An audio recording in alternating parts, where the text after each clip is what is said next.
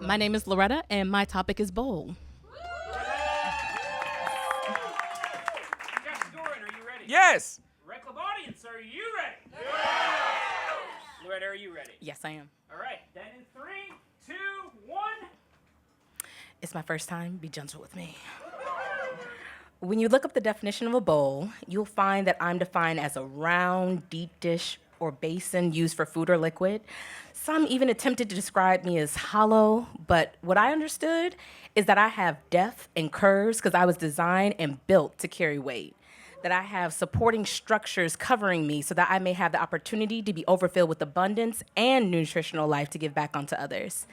Yeah, that sounds more like me. Yes, yes. Some of you may have used me to fill up on your favorite cereal on Saturday mornings back in the day. As you relaxed and enjoyed the fruits of your labor, always reaching back to grab me for seconds, might I add. As I'm tucked away in your arms and we curl up on the couch together to watch your favorite Saturday morning cartoons, I know that I've become a part of your morning rituals.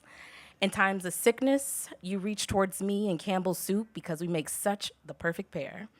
And I prove to you once more, whether in your highs or lows, I am a sturdy, reliable, safe space for you to land time and time again.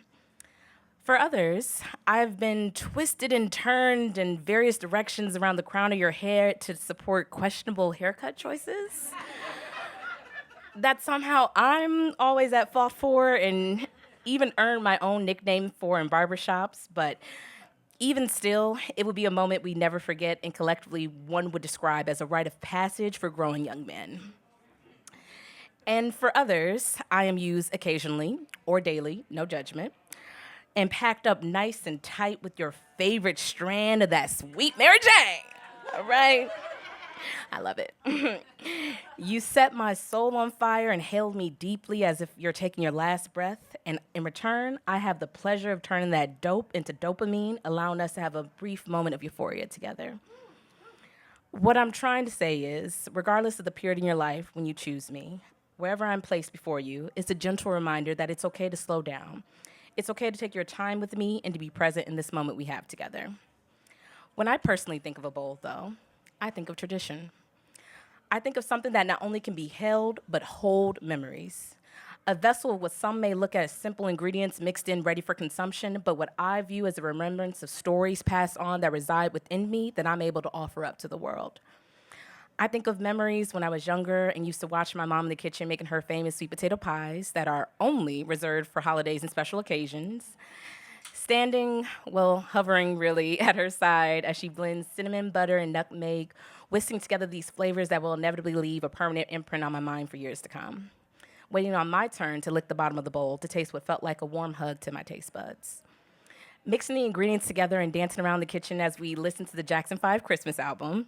And regardless of the holiday, being from Detroit, the Jacksons were always in attendance in our kitchen and definitely received a seat at our table.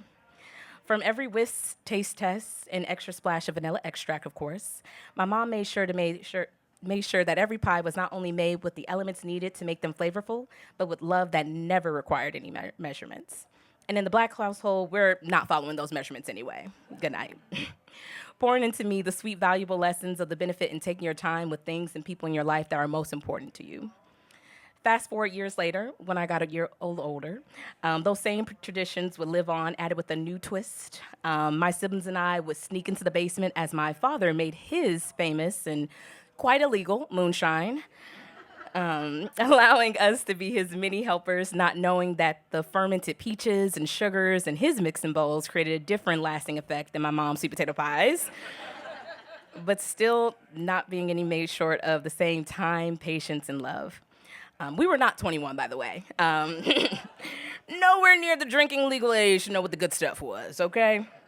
But this still became one of my fondest memories that I remember having with my father and how happy I was just to be around him and involved in one of the many businesses he ran at that time. And while he's no longer here physically, his memory lives on within me, and I just thank him for trusting me and letting me into his world, even if I wasn't supposed to be there and around those bowls. And around this time of the year, with the holidays around the corner, I'm thinking of all the dishes that we collectively serve, the recipes that we shared from those who are no longer with us, but their memories live within the meals we serve around this time that fills us with their love, the different variety of bowls around the table, and again, the moonshine. I just have to make that clear. The moonshine was there. It was just not just dishes filled with nourishment, but a symbol of life and remembrance that every moment matters and should be savored.